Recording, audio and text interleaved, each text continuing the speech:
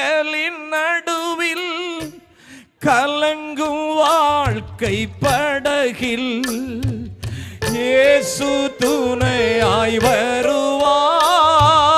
இயேசு துணையாய் வருவார்.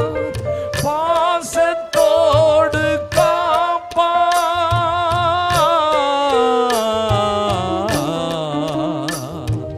பாசத்தோடு காப்பார்.